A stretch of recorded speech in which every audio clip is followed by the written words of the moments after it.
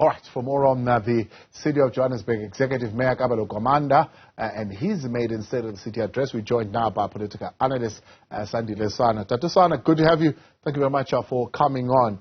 I know you're one of the straight shooters and you will hit straight to the point, but I don't know whether it's because of my background that, you know, I would expect a mayor to have a little bit of a charismatic presentation, and I found that a little bit lacking in terms of Kabelo Gwamanda's presentation today. But what was your impression in terms of one, content, but in terms of presentation and how we performed earlier today?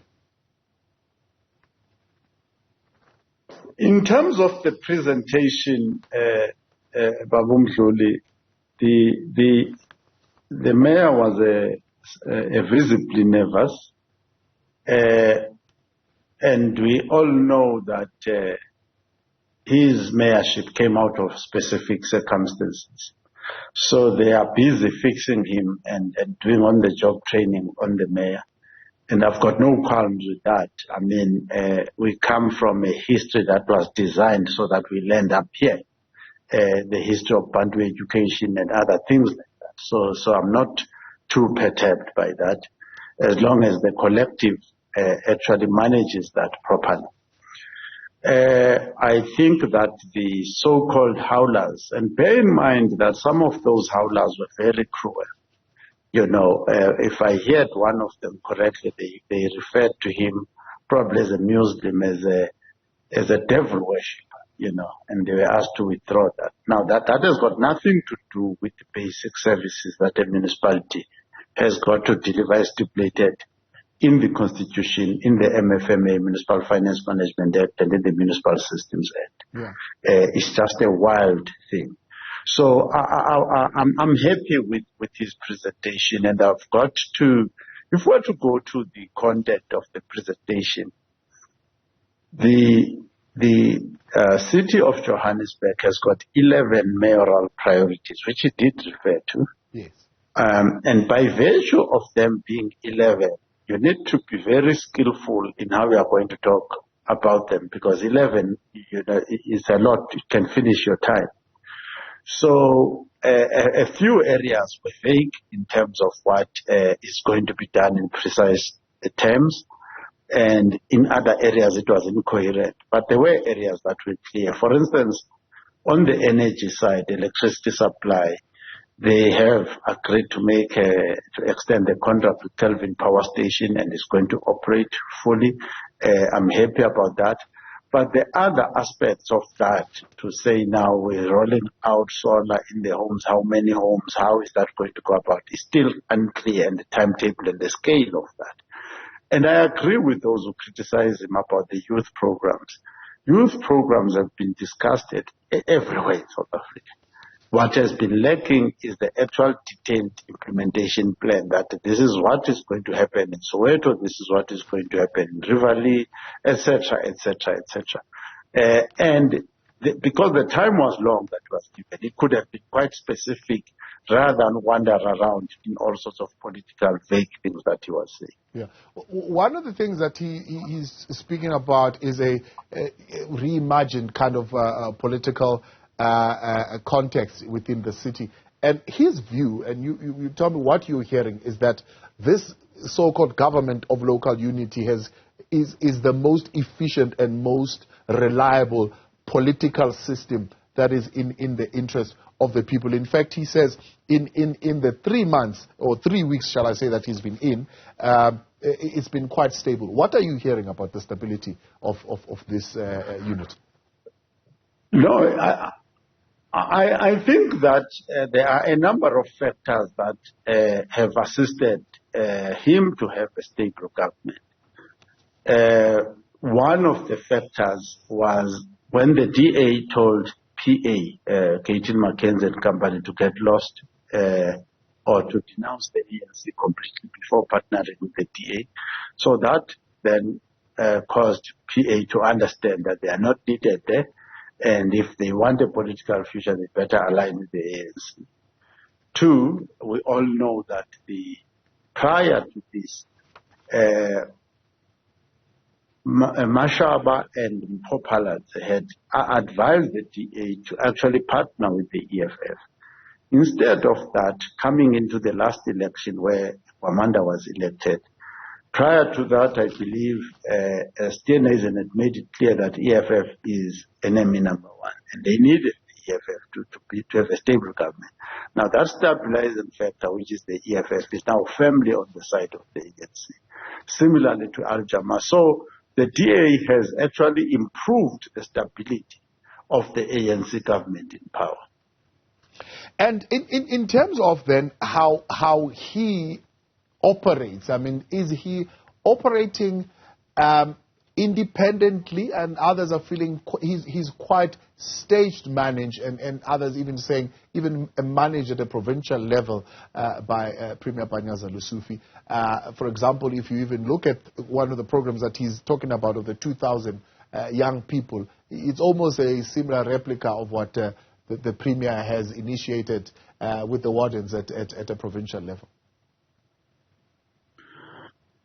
Yeah, there's a number of things that we can say that if you are a chairman, I mean, this mayor basically is a chairman of this mayoral executive. A bigger part, 90% of your job is to actually make sure that you coordinate the thoughts of your executive and make them coherent more than generating ideas yourself. So that would be fair, especially if you are a very mature and experienced leader yourself. Now, in this case, you have a very young leader. It's a record-setting level of age for a metro. I mean, probably the biggest metro in Africa, certainly in terms of budget. So it's clear that you've got to be stage managed. You cannot really do this job, manage 77 billion, and all the myriad of complex issues without the day-to-day hand-holding by experienced politicians.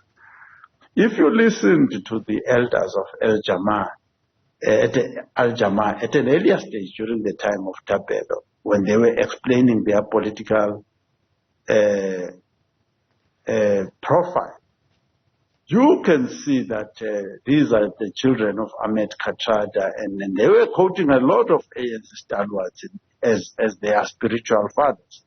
So Al-Jama has got a certain touch of being some kind of child of the ANC itself. So from that point of view, it would not be surprising if they find quick agreement with some of the ideas of the ANC. The informal trading policy as part of what they call the regeneration of the inner city is something that he points to. He says it has now been approved. He's not going to details, I suppose, as to what it entails, but what we do know that, for example, when Kenny Kunene was mayor for a day, he had different ideas of what inner city rejuvenation would be about. Him paired alongside the community safety MEC, who is a member of the Economic Freedom Fighters. Do you think that, in a sense, is aligned to what the mayor is imagining would be the inner city regeneration? I don't think there's going to be too much of a difference. I think a lot of people, obviously the ANC itself has not been diligent in implementing some of the good policies at times that they had. One of them being this inner city generation. For instance, they rejuvenated the area around Marshalltown. They even had 5-star hotels there. When I went back there, those things had turned back to slums. So there are parts of periods when there was clear thinking and the cleaning up of the city and an attempt to recover building. Panyaza Lesufi and others have been very clear that the hijacking of buildings, land invasions, and general lawlessness must be finished. So whilst the informal trading will continue, it will not continue in an uncontrolled manner. People will have permits, probably have proper stands, and compare favorably to what you'd find in Paris and other places. Street vendors are there in other major cities, but not this type of chaos that you see in Johannesburg. And I think they'll be able to find common ground there. And our people generally, this is my own opinion, have got to find the facilities they use to deliver services to the public must really enhance the dignity of the customers as well as the dignity of the trader.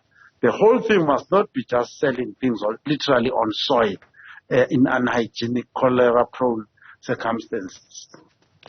Of course, the big question then would be whether or not he will be able to fund these ambitious projects that he thinks he will need to put in place. One of the issues that he raises, he says, when they left government in 2021, they had a healthy cash balance of 6.6 billion rands, blaming, of course, the DA, saying now the city is near bankruptcy, sitting at over 6 billion rands in unpaid supplier invoices, and saying, therefore, we have approved a short-term loan facility to begin to clear these unpaid invoices. And the reality is that without a financial sound city, we will not be able to invest as required in our core municipal mandate. What is the state of the finances in the city, do you think? And will something like this loan, short-term loan, certainly turn things around? I would categorize that particular statement under political rhetoric. That is neither economics, finance, nor accounting, this thing that you are saying. It's just a cheap political shot. I will not go into the details of how that works. But coming to the issue, which is very important, of will they be able to fund the redevelopment of the city? There is no shortage of funding for the projects that are needed in Johannesburg, in the city of Johannesburg. Public-private partnerships can multiply big time the work that needs to be done and the funds that become available. So there's a number of avenues for funding the city. Another thing that we must not overlook is the fact that these services like electricity, water, sewage, and all this, even the removal of rubbish, waste management, and so on, a lot of these services earn revenue. So when you have water running around Soweto and all these townships, Alexander, running freely in the streets, that is money that will be going into the coffers of the city. So unaccountable water is a big loss. Unaccountable electricity is a big loss. So the items that are supposed to be bringing money, the city of Johannesburg in a short space of time can be financially sustainable just by applying basic management techniques. So whilst he was dramatizing the financial crisis, the city of Johannesburg doesn't have a financial crisis that cannot be solved using well-established management techniques and within the term of office. And many investors and funders can easily fund the city of Johannesburg. You were mentioning earlier on those who were interrupting him, and I think they used the name demon or whatever sort of name that they use. And of course, it was expected that as he comes in here, he faces a whole lot of challenges around his past, around his character that is being brought into question by the likes of Democratic Alliance. Do you think he's over that? Have they accepted that he's now mayor? And therefore will see the city having some kind of stability? Or is there a real threat still that he too might be removed? There is a reality that has got to be accepted, and the basis of accepting this reality has got nothing to do with the scandals or whatever this DA is proposing. When the vote, a mayor is elected with a vote, it's the number of votes that you get. Gwamanda got double the number of votes that Mpopalatse got. Similarly, Ngobeni? He got double what Ngobeni got. So even if they added their votes together, the other two candidates, they still come short. He got 139, they got 127 added together. So, so if you hold another election, the DA or XNSA or both of them put together cannot unseat the mayor. They have no prospect. So whether they go and dig up what he did in sub A or what he did where, they are not going to get the seat. It will go to somebody within the government of local unity and so on and so forth. So that pursuing that is just damaging the lifestyle, the improvement of services of the people of Johannesburg. It will not yield any political benefits for them. So it's better that everybody start to find a program of saying, how do we all work together to make the city successful? Enough time has already been wasted. This year alone, we've already had 3 mayors. In January, in Popala, there was a mayor, and then they put Ahmad, and then now it's Kabelo. In this short space of time, this first half of the year, they've done enough of that bioscope. It's enough now. You mentioned, of course, the 11 priorities, or what they are calling the Johannesburg Growth and Development Strategy. What do you know about these things? Like once they become too much, for example, David Makura had his pillars as well. You hardly ever achieve all those pillars that you set for yourself in one go. To the point, at some point, when President Cyril Ramaphosa came in, he opted to say, you know what, I'd rather just pick 3 things that I'm going to do and not focus on a whole lot of things. Well, look, we can still talk about whether he even managed to achieve those 3 things. But if you were to give them advice on this strategy and the things that they should be prioritizing instead of spreading themselves too thinly and trying to achieve all 11, what would be the key areas that would bring the most difference and attract the right kind of investment into the city?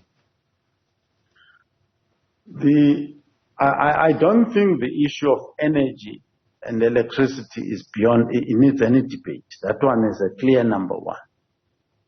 The law enforcement, which they also, I think his speech was good on law enforcement. Obviously, they will need more detail.